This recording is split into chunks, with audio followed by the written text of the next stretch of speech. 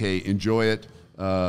Enjoy it tonight. We got to come back. We can't sustain how we're playing in a lot of different areas.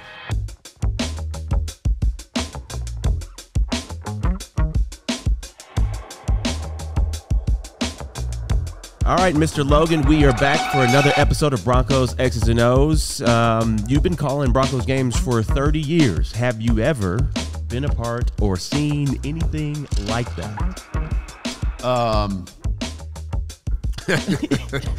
No. So this is year 36. I was thinking back. I can't even think of a game. I mean, there have been so many games, championship games, Super Bowl games, great games, lousy games, but I can't think of one that sort of finished with that kind of storyline.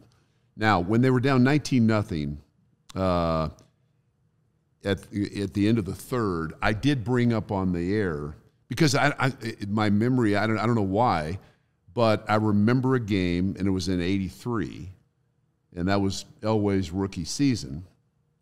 And the reason I remember it was I was playing for the Browns, and we were competing with the Broncos to get into the playoffs. So we had played a game earlier and won, and we're flying back, but we're sort of monitoring the game, and we heard, hey, the Colts are ahead of the Broncos in Denver 19-0. And then I think by the time we landed, the Broncos had won the game 21-19. So the 19-0 score struck me in the third, and I said, we've seen this before. And the Broncos found a way in John Elway's rookie year. And I think really if you go back and sort of research that game, that to me was John Elway's coming out party. He had Gerald Wilhite late in the game. I think Wilhite in the end zone did a backflip, which Gerald was famous for doing. But the Broncos beat the Colts 21-19 in a great come-from-behind victory. But yesterday was unlike anything that I've ever seen. It's crazy. The Broncos score 33 points. They have 2 drives where they score 8 points, so the 88. The game-winning drive starts with 33 seconds, and DT passed away when he was 33. Just a lot of DT signs in that fourth quarter, and then Cortland obviously coming up big to kind of seal the game and get Will Lutz in position for the field goal. He had his imprints. DT had his imprints and fingerprints all over that fourth quarter with that mile-high magic. Yeah, a lot of people are talking about Bo and comparing him to John Elway in terms of the excitement. You've seen John play, and you saw him play for a long time. Do you see similarities? I know we got Rod Smith coming up later in the show to talk about that, but do you see similarities in terms of their game, their competitiveness, their passion?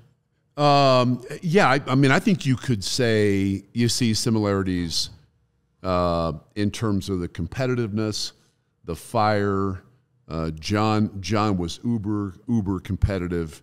Now, listen, I think John Elway had one of the probably 3 or 4 best arms in the history of football. I mean, when the ball came out of his hand, I remember we played the Broncos in Denver his rookie season, and the 3 starting receivers for the Browns, were standing there about midfield. Now, in NFL games, you don't pay much attention to what's going on the other end, but Ozzie Newsome and Reggie Rucker and myself were watching him warm up.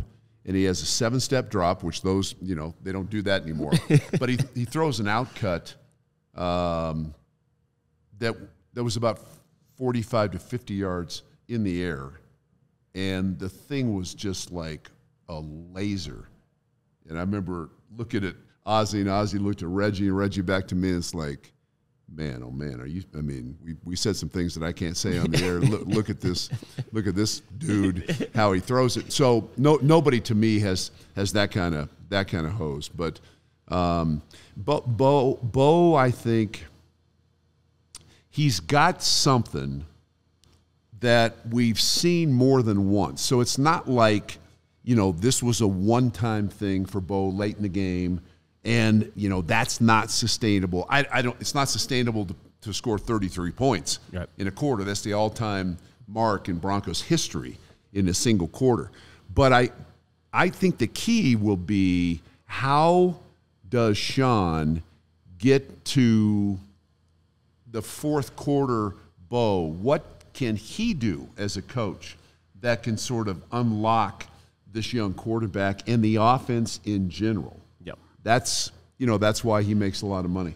He does make a lot of money, and Sean's going to have to. He doesn't want us to talk about tempo. Nobody in the media should bring up tempo, is what he said after the game. So I think that's what we're going to do. Bring up tempo, I right? think that's what we're going to talk about is tempo. And this is something that I talked about immediately.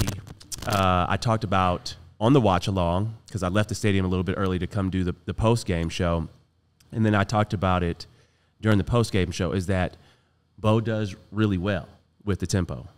Every time, whether it's the Eagles game, whether it's going up tempo against the Colts, and obviously yesterday, he does really well. You have to show, the defense has to show what they're in. I think he's smart enough to understand he can see the coverages.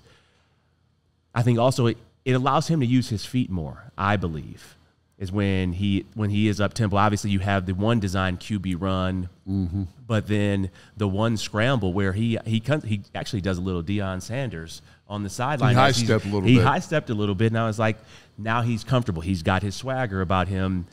I think up tempo it helps him. I think it helps the receivers, and I think this is something that one of the greatest quarterbacks that ever played, actually two of the greatest quarterbacks that ever played, Peyton Manning and Tom Brady, they did have packages where there was up-tempo, no huddle. Brady talks about it. He calls this play, they called it Jordan, but it's Haas. It's two hitches on the outside, a seam, and then you have a juke route over the middle. He said that was his go-to. Anytime they needed to go up-tempo, he just knew where all the options were. And I think this is the key for Bo. We're 7 games in. Broncos are 5-2, positive. They're top of the AFC West. Yep. Sean is going to have to get out of his own way in terms of, you want to take the Broncos to the playoffs and continue to lead them in the right direction. This kid obviously has the talent and the moxie to do this. To score 33 points in the fourth quarter, he has 2 rushing touchdowns, 2 throwing touchdowns. He shows that he's the guy. Yeah, he's got a little something, I think. There's no question about that. I thought about this today driving down here. Actually thought about it last night after the game driving home too.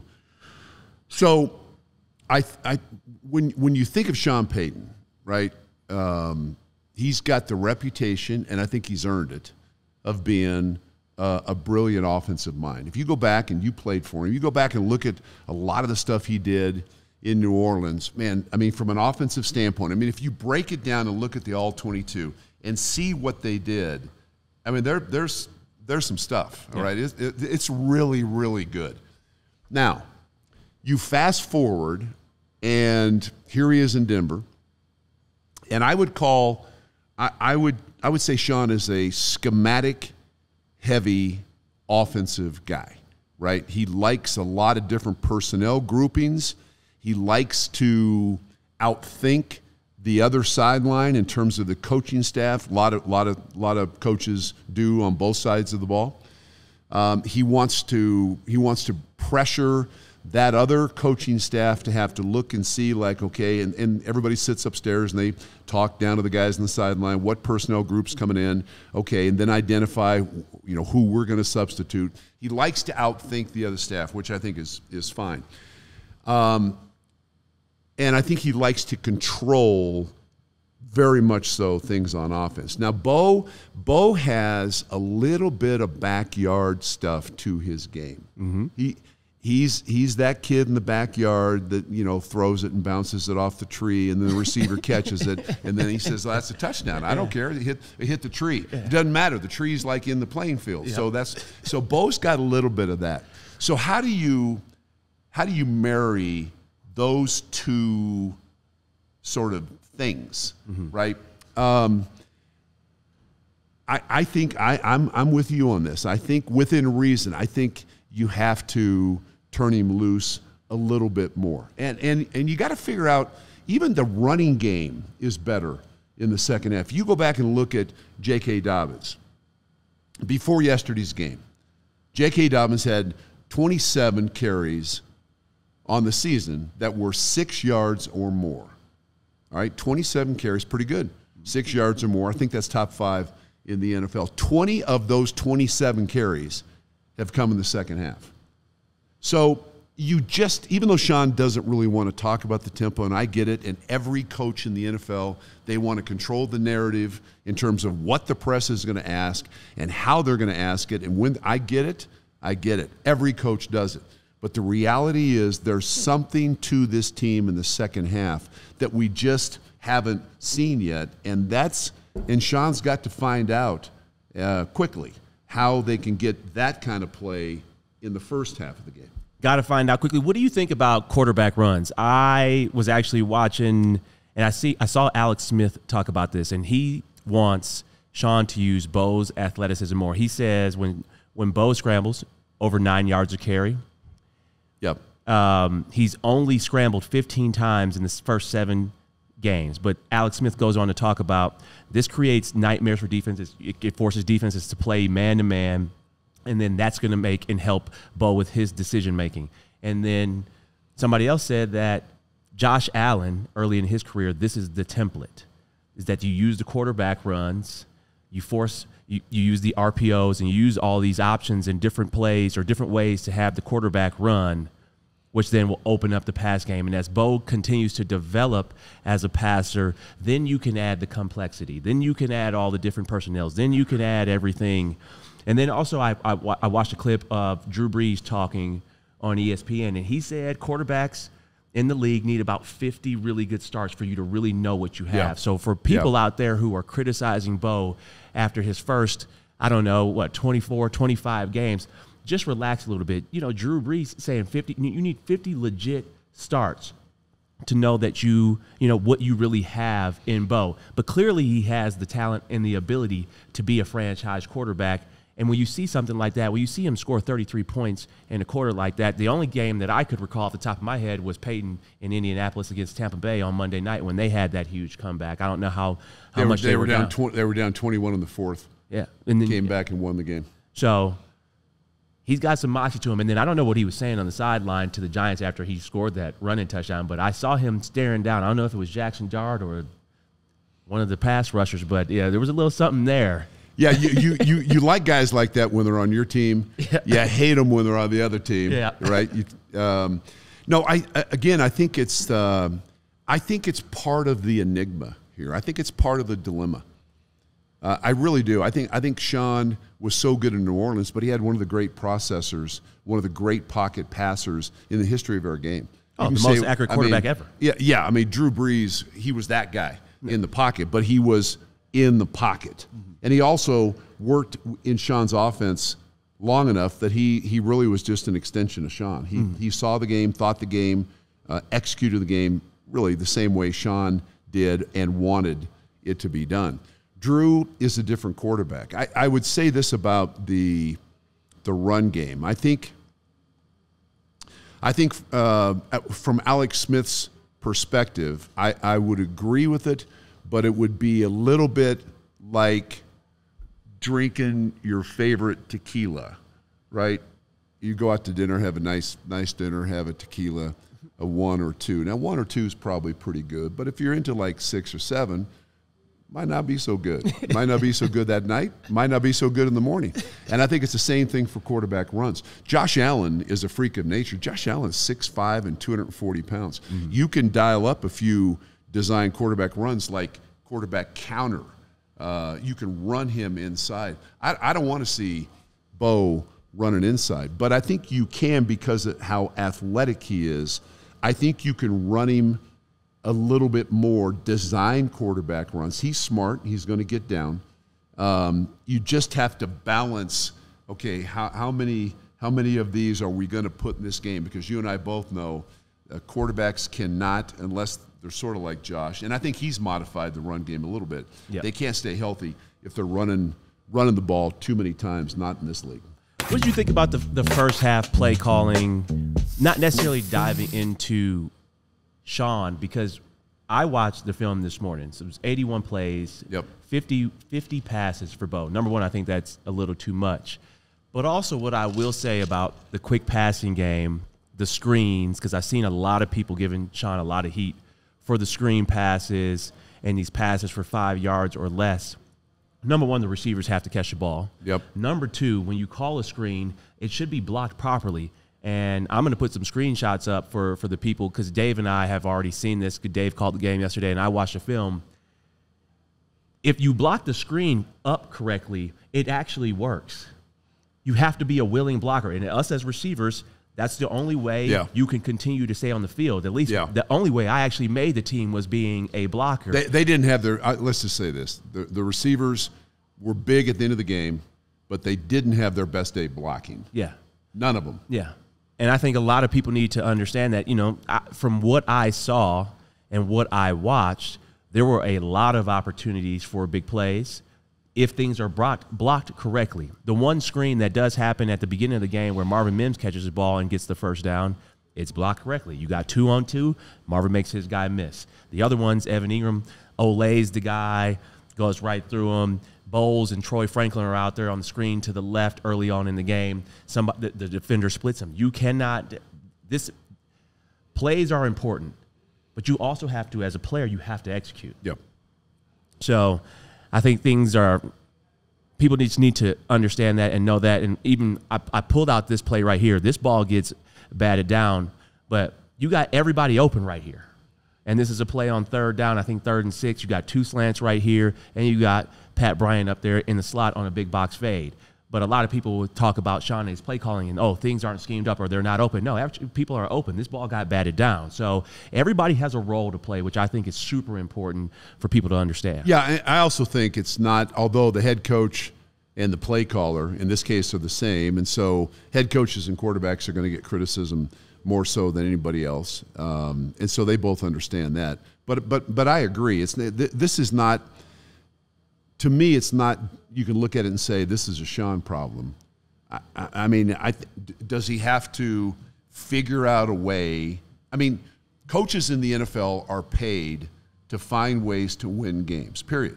Now they've won 5 out of 7, and I thought Sean was good in the postgame press conference last night when he said, hey, I want those guys to enjoy it tonight, but I already know, and I'm paraphrasing here, we got a lot of things to fix, right? So he's already, as soon as the game ended, sending a message to the team like, hey, enjoy it tonight. We got to come back. We can't sustain how we're playing in a lot of different areas. But I think, Bo had some passes batted down. Bo, that's always going to be an issue for a guy throwing from the pocket. Is that a concern for you?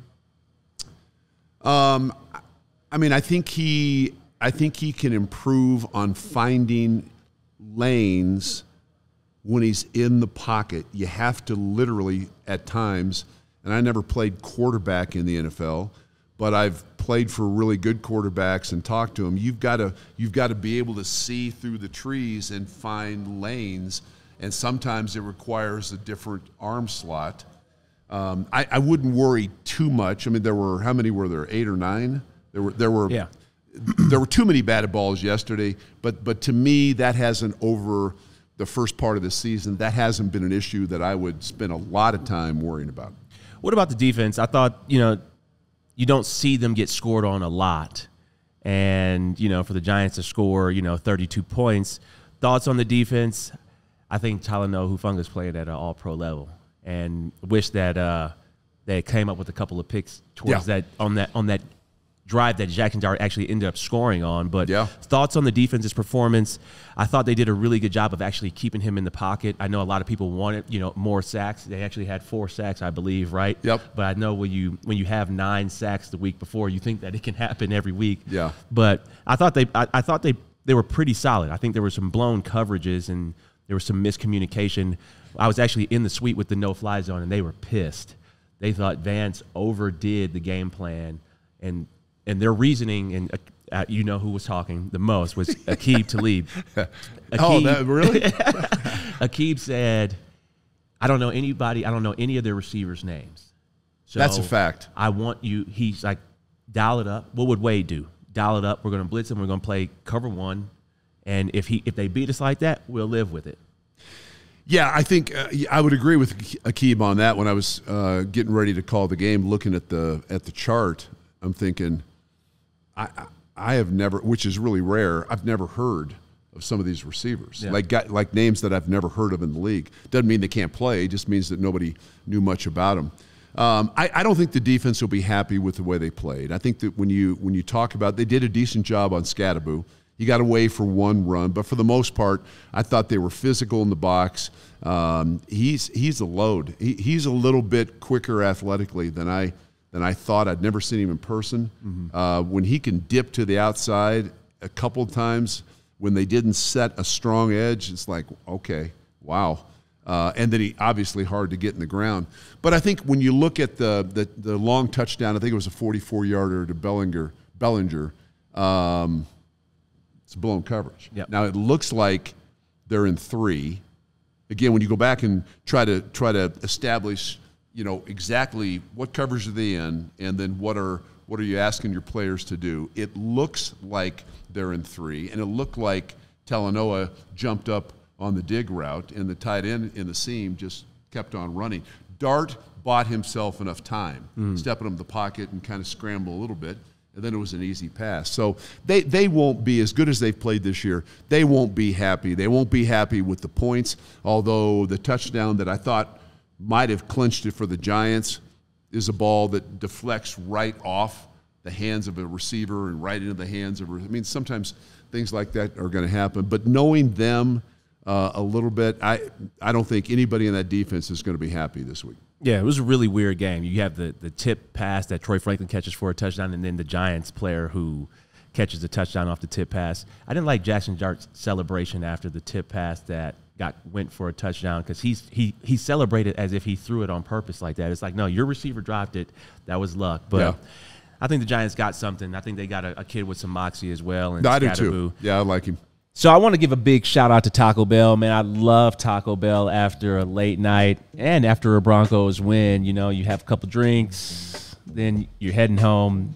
I don't think there's a better place than Taco Bell to stop at. 2 chicken quesadillas is what I get, 2 hard tacos, and a large Coke. And, the big box of nachos with 2 times the protein is back just in time for football season. The big box of grande nachos is loaded with warm, crispy tortilla chips, loaded with 2 portions of slow-roasted chicken or seasoned beef, along with refried beans, warm nacho cheese sauce, shredded, blended mozzarella, pepper jack, and cheddar cheese, freshly prepared pico de gallo, reduced fat sour cream, guacamole with Hass avocados. Nothing beats this power-packed lineup. And if you have a group, throw in a few buff boxes with 4 Taco Bell classics and a player collectible cup for only $7 to satisfy your Taco Bell crave. This is the best deal in all of Colorado. Taco Bell is a proud partner of CU Athletics and is donating $1,000 to the Golden Buff Scholarship Foundation for every CU touchdown scored in 2025. Skull Buffs and Live Moss. Right now at Bet365, they have great offers available for Broncos fans. They have their Thursday night football offer, which is a $10 safety net bet. They have their Sunday night football offer, which is a $365,000 jackpot. Place a $10 bet on the first time touchdown scorer and get a split of $365,000 in bonus bets if your player scores the final touchdown of the game. Also, with the Bet365 early payout offer, you're a winner if your team goes up by 17 points with an instant payout on straight bets and parlay selections marked as winners. Download the app and use the code DNVR365 when you sign up. Breaking news, Bet365 new customers now get $200 in bonus bets when you bet $5 win or lose. Sign up, use the code DNVR365, deposit $10 and place a bet for $5 to get $200 in bonus bets if your bet wins or loses. Bonus bets can be used on the spread, totals, player props, futures, and more. Whatever the moment, it's never ordinary at Bet365. Disclaimer, you must be 21 years or older, physically located in Colorado. Please gamble responsibly. If you or someone you know has a gambling problem and wants help, call or text 1-800-GAMBLER. Terms and conditions apply.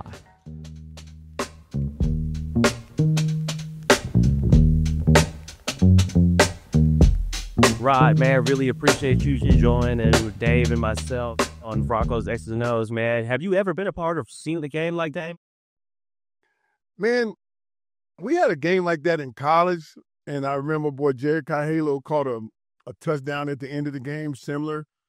But I've never seen, witnessed, especially was actually physically saw 30 points in a quarter. That, to me, was, like, insane. Like, the way it all happened was, like, truly remarkable and unbelievable. Hey, Rod, I think the question the Broncos fans want to have an idea about is the offense early in the game, first couple of quarters, first 3 quarters yesterday, just can't get the traction. We're down 19-0. What is it with this team that they've got the ability in the fourth quarter, not only yesterday, but the last couple of games to kind of turn things around? How does that work? You know, that's kind of this conundrum we're all trying to figure out. And my thing is because we started extremely slow in a lot of games, not just the last few games. We've started extremely slow. And I believe as a coach, you can create tempo how you come out the huddle. You could create, it's almost like a hurry up offense, but it ain't hurry up. You know, you stay at the line, you call 2 plays. There's solid plays where you don't have to go back. There's no checks. And sometimes I think because of the nature, from what I've heard, because I've never sat in a meeting, but I think he has a kind of complex offense that requires a lot of stuff. And I think we don't have the identity of just some core plays. Like, we got these 4 running plays, we got these 6 pass plays, and we can run them against anything. And that's what guys know, and they can just go up there and create some momentum. And it's hard, man. It's hard to watch for me because I want us to get those fast starts and be chilling in the fourth quarter. We're like started the game in the fourth quarter. We're just starting. Yeah. Rod, man, you bring up a really good point. We actually got a chance to talk about this in London, the importance of the intermediate passing game and how that actually helps receivers. That 5 to 12-yard range, we didn't have it for me till 2 weeks ago. Against the Jets, we spread the ball out the first few plays. It's a 3-step drop, but they're in the pistol. And so he just takes 1 step, he's throwing the ball. He did that last night. He started off, Cortland missed a hitch. It was a little bit high. And then he had another one that Cortland missed. But that's that intermediate range that you and I were talking about. And I just see it's almost like that's trying to take the place, because intermediate pass game takes the place of a great run. You know, because that's 5 to 7 yards. You get a 5 to 7 yard run, you feel like you're doing some stuff, right? But to do that in the pass game, it just makes the game way more manageable. Second downs or 2nd and 4, 2nd and 6, and stuff like that. Versus, I just haven't seen that intermediate passing game that I know for a fact he can throw, but it just seems like we go for over the top and bubble screens. That's all I see us throwing. Obviously, they're 5-2, and that's a great record at this point of the season. I just want to ask you, when you look at this team, is what we have seen the first 7 games, and they are 5-2, the bottom line, but is it sustainable offensively in your mind? I don't think so. I really don't think so, because you're really putting your defense and your specialties in a hard spot every single week. I love the fact that we won the game, and it came down to all the areas in that fourth quarter. For all that to happen, it took every guy who had cleats on to do an exceptional job. They couldn't be mediocre at all during that fourth quarter. But that's the thing that makes it hard when you're not efficient in the first 3 quarters. You just took 75% of the game and almost gave it away. And that's going to be hard. And I'm looking down the line, of course. Kansas City's getting better. The teams we're going to play next coming up, they're getting better. And we're leaving our defense to come out and do the stuff they did in London, against the Jets. I mean, that was kind of unheard of. But if they didn't do everything correctly, we would have lost that game. We went from beating the best team in the league. We could have possibly lost, but we did. We won. This game was crazy. To get 33 points in a quarter is crazy. It's never been done. So when you say, is it sustainable? That's why I say no. Because you're now doing things that have never been done in NFL history. And those things are hard to repeat. Rod, I never had the chance to actually watch a full John Elway game. Obviously, this was your quarterback. But a lot of people compared Bo Nix yesterday in the fourth quarter to John in terms of the excitement. I guess some of your offenses sometimes did start slow, but then John would come on later in the game and make some incredible throws. Is that true? What do you see in Bo Nix that is very similar to John? And you know what? His fire, man, that part, you'll never, ever hear me talk about this kid's energy. He plays with a passion, and that's what you want. That from a guy on offense that's going to touch the ball every snap. You want that fire, that energy, that belief. And I think I saw a little clip of, I think it was somebody was saying something. He's like, listen, we can't worry about that. If somebody was talking about the score was getting out of hand. He said, let's just go one play at a time. And that definitely is a John Elway thing. John was so in the moment that this next moment is the most important moment. And when you get 11 guys collectively to believe in the moment, because we need so many points, but if we don't fix this moment, that's not going to happen anyway. And hearing that and seeing that from Bo, the thing I can see that's going to happen with Bo, and I was talking to Mark Jackson, who was up in the suite, and he said, yeah, you caught John at the best time. When Mark was with John, it was always John threw a lot of hard balls. We call it rocket passer, right? And Bo tends to have a lot of zip on a lot of his passes.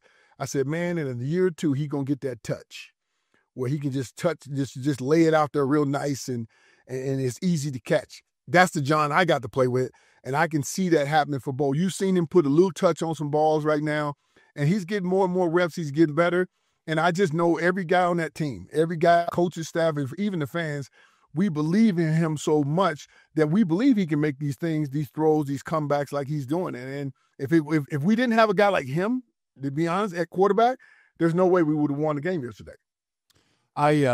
He made a nice throw on an outcut to Cortland right in front of the Giants bench where he had to touch that thing over the flat defender. I thought that was an excellent throw. My last question for you, and I think Mark is right. You play with John at the perfect time, but I want to talk about the NFL terminology. It wasn't as though your play calls were short play calls. NFL terminology nowadays, I mean, there's a lot of verbiage, right? A lot of indicators, a lot of different points to different groups on the field. And in college football, a lot of what they have is far less than that. I just want to ask your opinion in terms of, from a quarterback standpoint, receiver standpoint, when you have those long play calls, how long does it take for you to kind of get used to that sort of thing? I mean, and usually offenses are built around, cadence and packages. Certain words mean a certain thing. You do. Yeah. So every time I hear drive, I know what it was, those types of things. Now you just got to figure out what spot am I in. If we changing personnel or we changing, the formations and that type of thing. And I've heard about some of these play calls like Coach Payton, Kyle Shanahan. I heard the play call is like so long. It's like a class in itself. And sometimes I think as a coach, as an organization, you can bring this stuff down to some simple wording. And especially if you don't have all these, like you said, the indicators and the checks and they do a lot of RPO. We didn't have RPO. If we called 19 handoff, we run 19 handoff. We don't care if everybody in the stadium knew it. And there's nothing you can do about it because it's still 11 on 11. You know what I'm saying? And I think sometimes coaches outdo themselves by making it too complicated for their guys. If you can keep it simple, the personnel groupings and changes, from what I see with our offense, it can get kind of confusing. And when I can sit there and be able to tell what plays we're running, and I've never been to a meeting, that's not a good thing. I'll be, this guy's in, we run these plays. When this guy's in, we run these plays. And that's just me, right? And plus the fact that I played at that level. But I just think sometimes as a coach, as an organization, as a staff, you can make it simpler. I know you can make it simpler because you want your own, it's your baby, right? And you want to be able to raise it the way you want.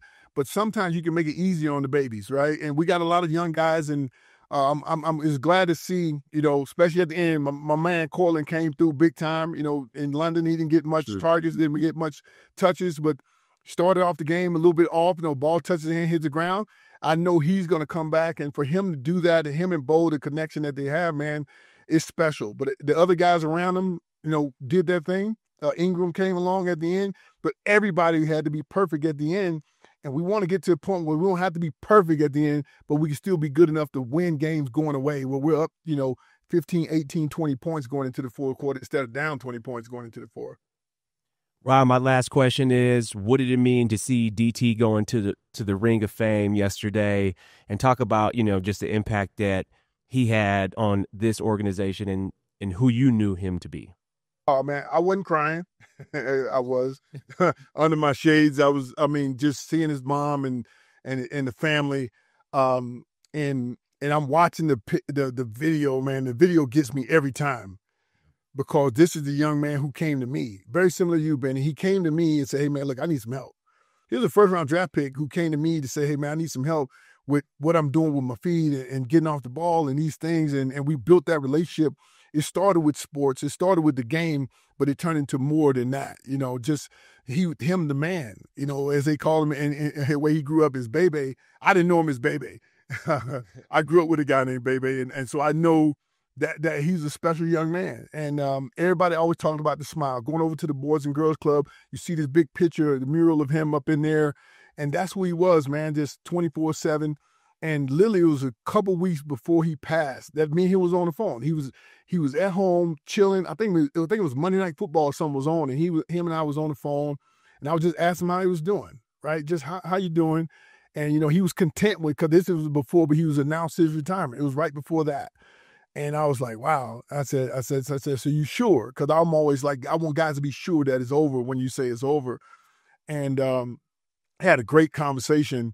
And I just remember that day that I got the text message a few weeks, a little bit later, that he was gone. And I'm like, there's no way. I just talked to him.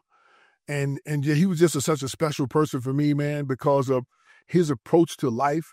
Well, he'd been through so much. And my thing was to help him navigate through some of the stuff, the stresses that sports can bring. But you got to remember the stresses in his life, the things that were going on in his family was so near and dear to him. And it was finally coming, kind of unraveling itself and getting better.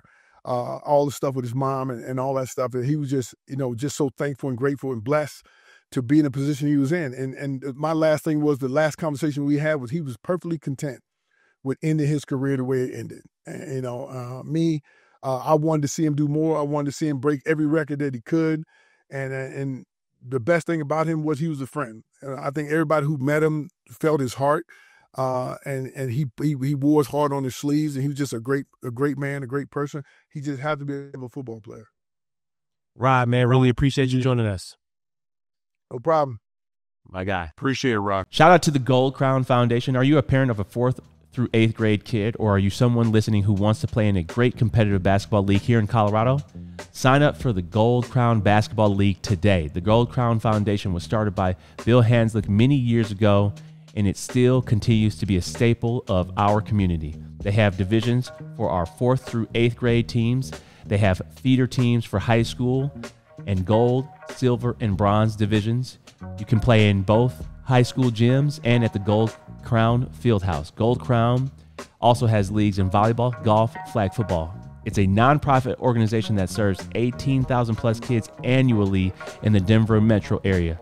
It is also a great way for kids to have fun playing sports while also playing in a competitive environment that is going to help them if they want to keep playing sports in high school and potentially beyond. Learn more and sign up by scanning the QR code on the screen or visiting goldcrownfoundation.com. Big shout out to Volo Sports. Volo is Denver's most popular provider of adult social sports leagues, pickup games, and events. Their sports offered include soccer, volleyball, pickleball, kickball, basketball, cornhole, and many more. Playing with Volo is a great way to meet new people, make new friends, and be social. Stay or get more active in a fun way. And mix up your after-work routine. They have leagues all throughout the city: Lodo, Rhino, Highlands, City Park, Cherry Creek, South Broadway, and more. Maybe you played sports in high school and want to pick it up again. Maybe you were an intramural star in college. Maybe you are a former NFL receiver and want and need to get back in shape. Players can sign up as a free agent, small group, or full team, and all ability levels and backgrounds are welcome to join. Use code DNVR10 for $10 off any Volo Denver league. Let's jump into some questions from some of the fans. Can someone steal Sean's play sheet and X out all the screens? I think we touched on that. You'd have a better chance of doing that than I would. I'm just saying, you played for him. I don't think he needs to X out the screens. I think the players have to execute. You know, if the screens are blocked up the right way, I think there's an opportunity for first downs. And also, when I looked back at it, I think the communication could be better for the receivers and the people who are out there blocking. We would do 2-to-1 blocks. And for people out there who are curious about that, it would be Demarius and myself out there, and Emmanuel would get the screen. We would block the first defender together, and then DT would work up to the next defender. Just like an offensive lineman. Yeah, a exactly. combo block. Yeah, a combo block. And I think those are small things where, obviously I had those are veteran receivers. DT helped me understand that. But 2-to-1 blocks, I think, could actually help these guys where you can work up to the next level. So I don't think they need to X out the screens. What letter grade would you give the receiver group through 7 weeks? I feel like I saw some lazy play at points today, specifically from Troy Franklin. I would give the receiver group probably a B grade through 7 weeks. To me, they've made some big plays down the stretch. And are there plays out there to be made earlier in the game? For sure. But if they don't make those plays late in the game, we're sitting here talking about a 4-3 team. And to me, it's a lot easier to correct things, to get the attention of your team, to move forward in a smart way when you have a game like that. And then you can go back and say, hey, you know what? We probably should have lost this game. Credit to you guys for bouncing back and showing a lot of resilience and finding ways to make plays in the fourth quarter. But the reality of it is, through 3 quarters, somebody else looked like they stole your uniforms. Yep. That I think would be something that Sean would bring up. To me, it's really simple. If I'm Sean, I've got to look at, okay, why are we able to do what we have done in the second half, late in the games? And they have had 2 games from an offensive standpoint where they just kind of dictated pace right from the jump and pretty much all the way through. And that was Indianapolis on the road and Cincinnati at home. So what's the magic formula to getting better production earlier in the game like we see in the second half? To me, that's Sean's got to be focused on that. Yeah, I 1,000% agree. I would say I also agree with you on the grade. I would give it a B. I think Cortland is playing at an A level. I do too. A+ level. I think he has been consistent throughout the entire season. He's made the biggest plays. Anytime there's a got-to-have-it situation, he's the guy. He always comes up with the ball. I would say Marvin Mims, I would give him about a B+. I think he has made plays when the ball has come his way, whether it's on a go route that he catches for a touchdown against the Colts. I think the one in front of the Colts bench, was a game changer. New York's bench. In front of the Giants bench. That was huge. That was a big box fade from inside the numbers, and for him to come up with that ball, and then also, sometimes you need a little luck on your side, and the ball that he catches to get the Broncos in field goal position, he's actually supposed to be running a clear-out route. Cortland's coming in. Cortland. Cortland's coming on the dig. Marvin was just so gassed that he stopped. He slowed down. The ball just came to him. But sometimes it happens that. So I thought he's played real. Troy Franklin, showing flashes, little inconsistent. He's got to come up with. It's the simple catches for him now. So I think that's sometimes just a lack of focus. Yeah, he had an outcut where the ball's in his hands and the DB came and I call it cuffed him over the top. That's a ball that when you have a ball as a wide receiver in the league in here with your hands on it, like 99 out of 100, that ball has to be caught, and 100%. He knows that. Yeah. But then he also makes plays on the 2-point conversion and also the touchdown. So his playmaking ability we have seen. He's got to be more consistent. He's in year 2. Pat Bryant, I thought, he's come along nicely. I think he runs some good routes. I think Sean's finding a way to target him. He started the game yesterday, which I thought was interesting. Yeah, and they threw him the ball in the first play. Won't make a big deal about it, but he's in the game in the first series, and Troy Franklin is not. Yeah. Now, I don't know if that was designed because he's an excellent blocker. Did they have stuff dialed up where they needed him from a body standpoint? But I found it interesting that Franklin was not in the game. Yeah. It's going to be interesting to see. Would we have left the game? Would you have left the game early if you were a fan? I'm going to keep it a buck. Probably. Probably. I probably it would depend on what I had to do last night or what, were the things that I had to get to. Because when it's, let's be real about this, when it is 26-8 and there are less than 6 minutes to go,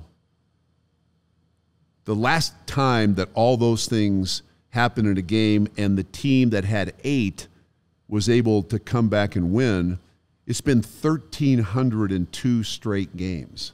So I'm not, all that good in math. I know you are. But that seems like it's been a long time. It's only happened twice in NFL history. I would have left early. I hate traffic. So even if the game was close, at least we're being honest about it. Oh, of course. Right? Of course. We talked about the up-tempo offense. Best DT memory? Oh, man. Again, you and I were talking before we came on the air. He